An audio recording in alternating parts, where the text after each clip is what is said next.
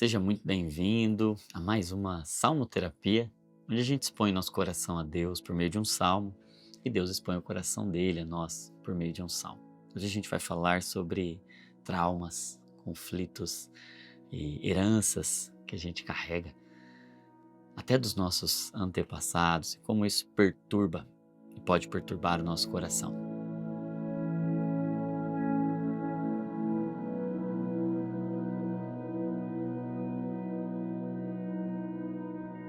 Salmo de número 42 é o primeiro do segundo livro dos Salmos. Se você está acompanhando aqui a nossa série, você já ouviu a explicação. Salmo 1 até o Salmo 41 é o primeiro livro dos Salmos, a primeira subdivisão dentro do livro dos Salmos. E todos esses primeiros 41 salmos foram escritos por Davi.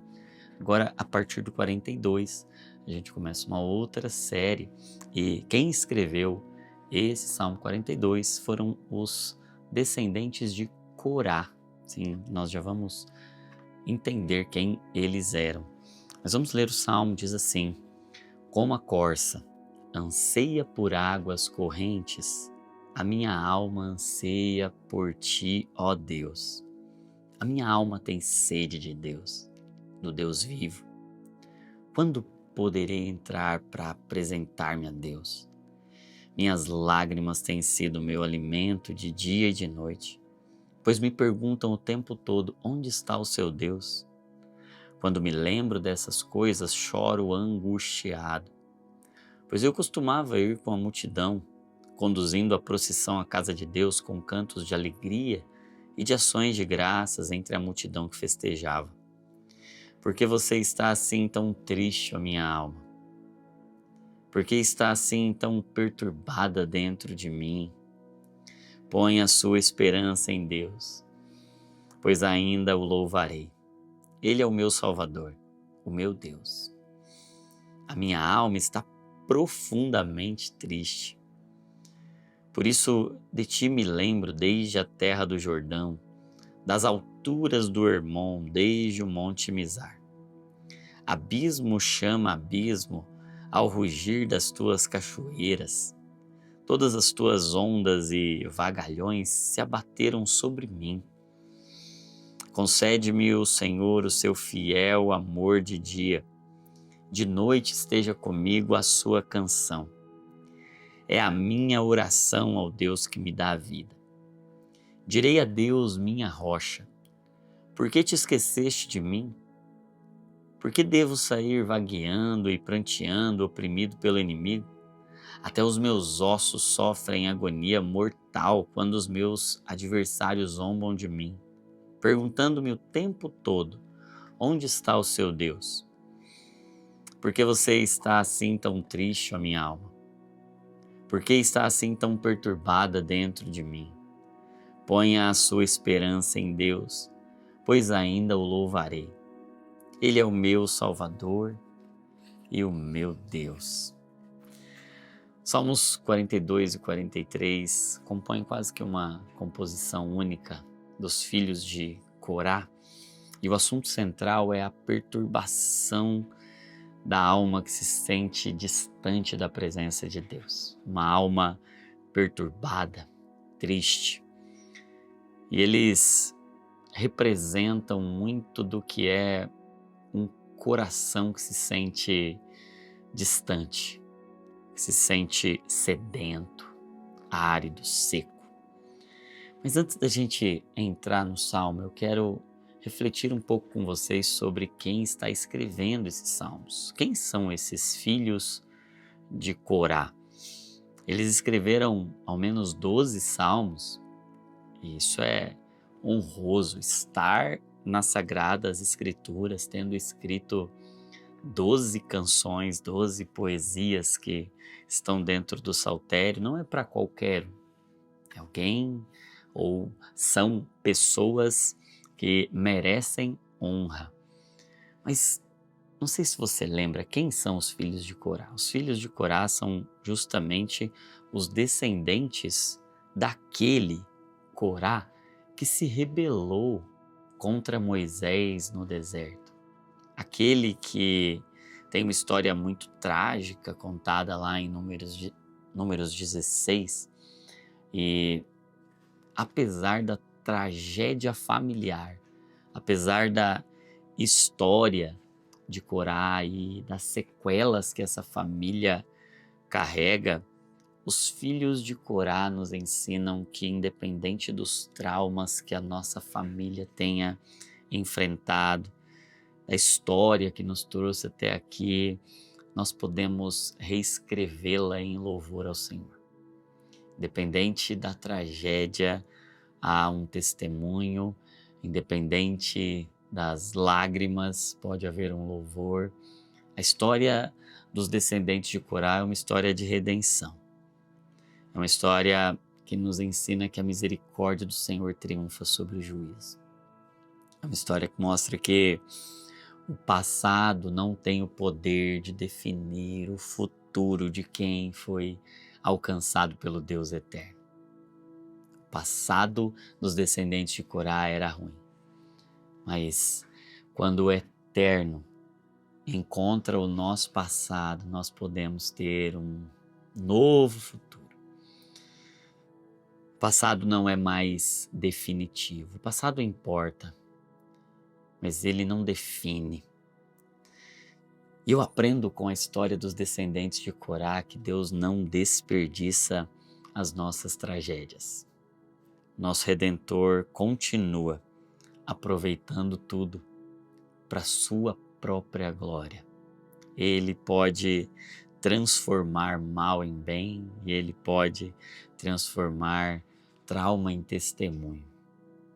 Eu quero declarar isso sobre a sua vida, independente da sua história, independente dos traumas que você carrega, independente do seu passado.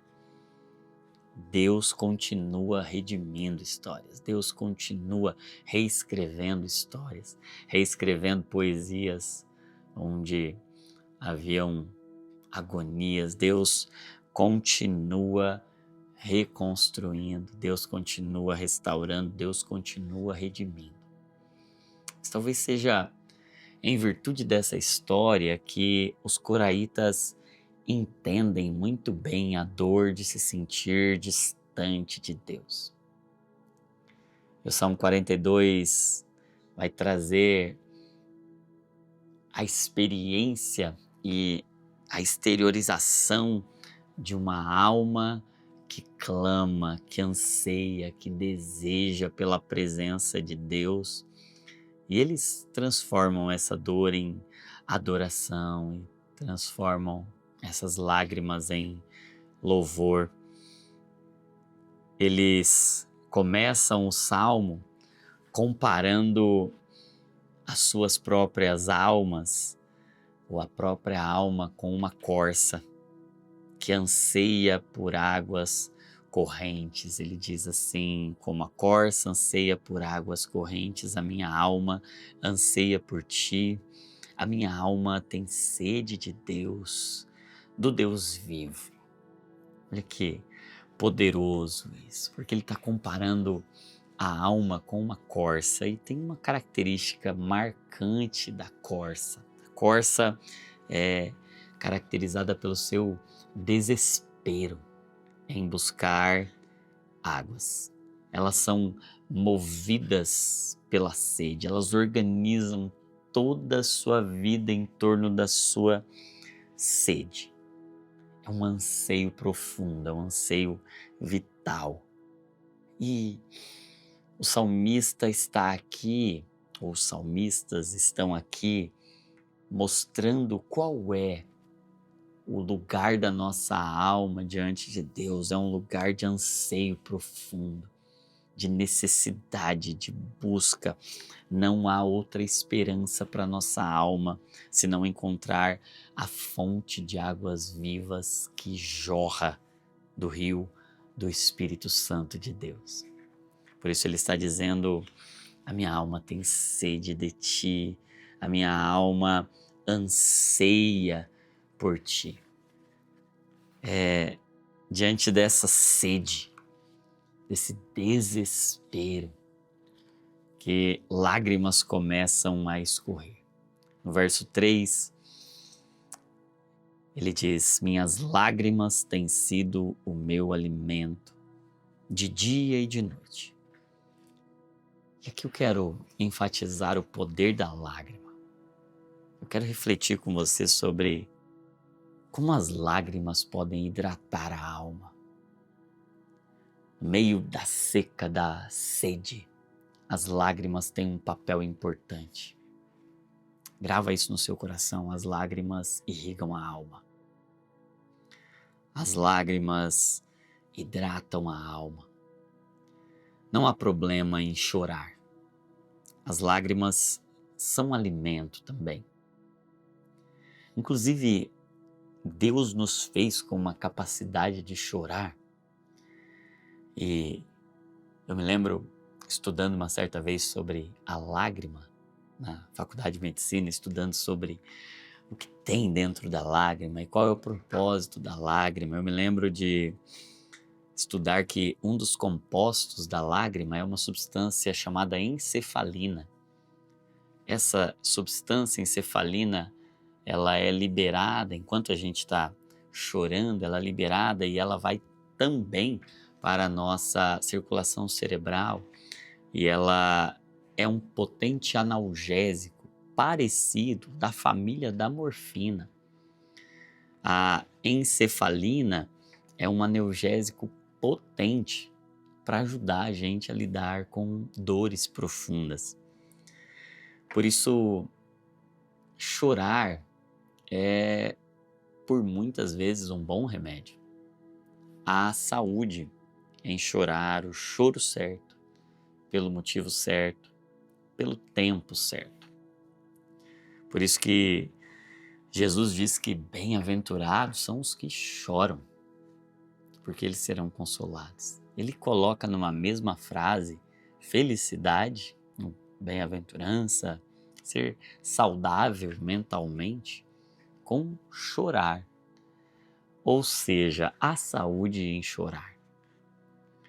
Até quando no Apocalipse a profecia diz que ele enxugará dos nossos olhos toda lágrima, não está dizendo lá que ele secaria as nossas lágrimas nessa estação da vida, desse lado da eternidade, que nós não choraríamos mais.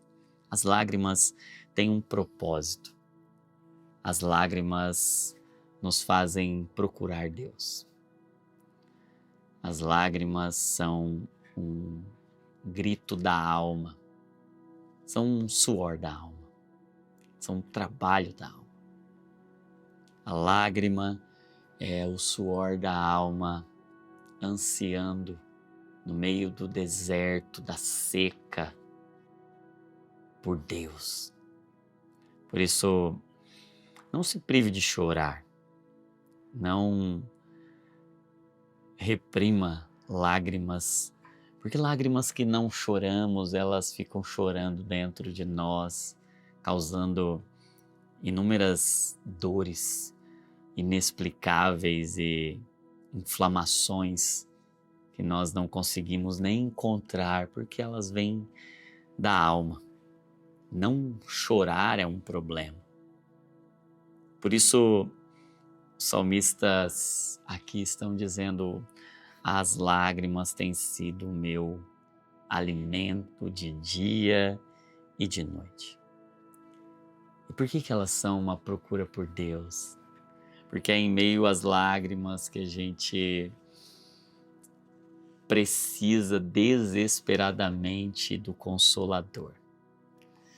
Interessante a Bíblia trazer essa ênfase na figura do Espírito Santo como o Consolador. Porque se nós não choramos, o consolo não faz sentido. Se nós não nos entristecemos, não há necessidade de consolo. E todos nós precisamos desesperadamente do consolo do Espírito Santo. Por isso a pergunta aqui é: onde está Deus? A grande pergunta das nossas lágrimas é: onde eu encontro com o Senhor, aquele que me consola? Eu quero que você faça das suas lágrimas momentos de procura pelo Senhor. A sua alma está angustiada, sedenta por mais de Deus. Por isso, no verso 4, ele diz: quando me lembro dessas coisas, choro angustiado, pois eu costumava ir com a multidão, conduzindo a procissão, a casa de Deus com cantos de alegria e de ação de graças entre a multidão que festejava. É que ele inicia um segundo tratamento para o coração perturbado e triste, para a alma angustiada. Se na primeira ele está falando das lágrimas, agora ele usa um outro recurso para lidar com a dor: as memórias. As memórias. E assim acontece com muitos de nós agora, nesse exato momento. A gente pode estar olhando para o nosso passado e lembrando de como a gente já foi mais feliz, de como o passado pode ter sido melhor que o presente. Mas eu quero encorajar você a olhar para as memórias como um recurso da esperança. Não é à toa que as Escrituras nos instruem a trazer à memória aquilo que nos traz esperança. E como é que o passado pode nos trazer esperança? É porque se o passado foi melhor do que o presente, nós podemos ter a certeza de que não há nada que tenha ficado para trás, que seja melhor do que aquilo que o Senhor tem preparado adiante de nós. Mas o fato de termos um passado nos dá a seguinte convicção: o Deus do meu passado não me abandona eternamente.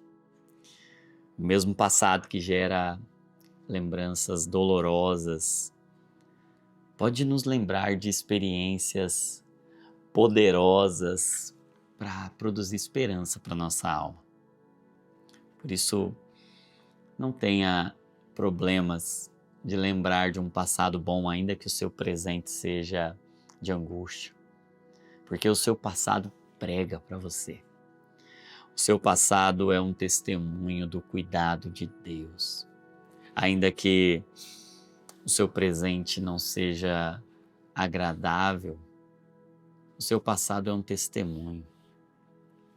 Você pode ter memórias e recordar.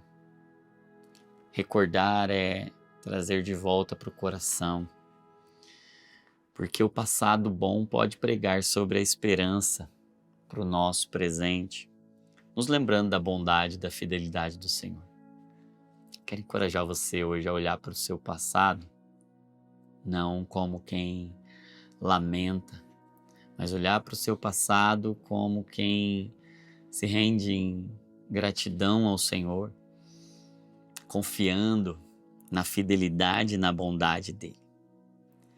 E é por isso que a partir do verso 5, o salmista pode entrar dentro de uma conversa com a própria alma. Ele diz: por que você está assim tão triste, ó minha alma? Por que você está tão perturbada dentro de mim?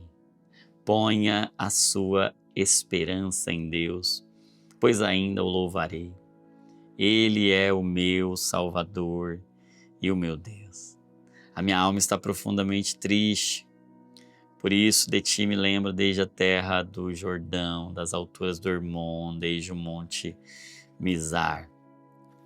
Olha que interessante, porque Davi não tem medo de chorar e sabe usar bem as memórias. Ele agora tem coragem de entrar em contato com os próprios sentimentos. E ele agora pode fazer perguntas para a própria alma. Por que você está tão abatida, ó minha alma? E hoje nós podemos fazer isso. Nós podemos conversar com a alma. Você pode conversar com a sua tristeza, você pode conversar com a sua raiva, você pode conversar com a sua angústia, porque toda vez que a nossa alma está inquieta, é porque ela quer conversar. Uma alma inquieta deseja conversar, ela deseja ser ouvida. Por isso, fazer perguntas para a própria alma, sem silenciá-la, sem sufocá-la, sem reprimi-la, é um ato de amor, de fé, é um ato de obediência ao Senhor. E toda vez que a alma está assim, inquieta, é porque ela precisa ouvir o que o Espírito tem a dizer para ela. Por isso, ouça suas dores, ouça sua alma, mas o que ela anseia depois de ser ouvida é ouvir. Então não prive a sua alma de ser ouvida, mas principalmente não prive a sua alma de ouvir o que o Espírito tem a dizer para ela. Conte para sua alma tudo que o Espírito tem a dizer para ela. Por isso o salmista diz: ei, alma, ponha a sua esperança em Deus. Pregue o Evangelho para sua alma todos os dias.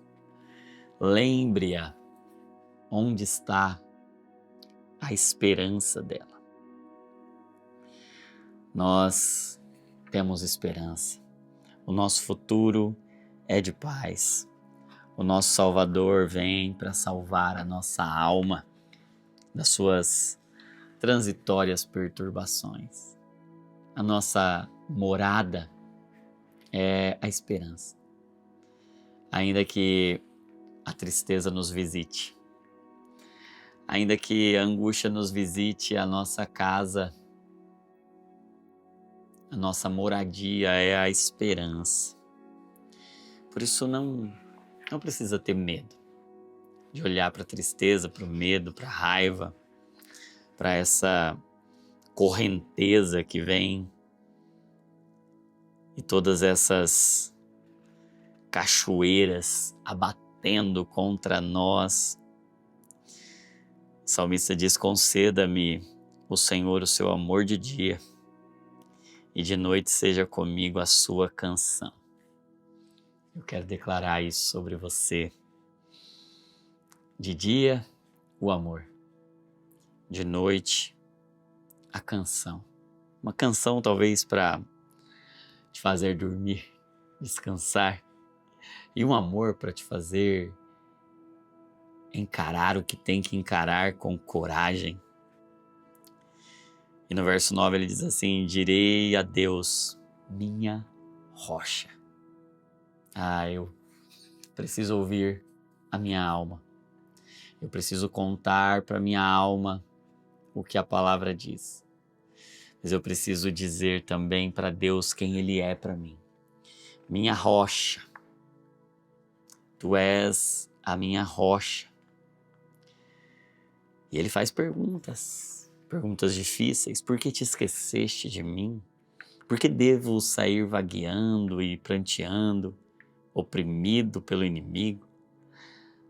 Até os meus ossos sofrem agonia mortal quando os meus adversários zombam de mim, perguntando o tempo todo onde está o seu Deus. Sabe, existe cura em fazer perguntas difíceis para Deus. Deus não tem problema com as nossas perguntas.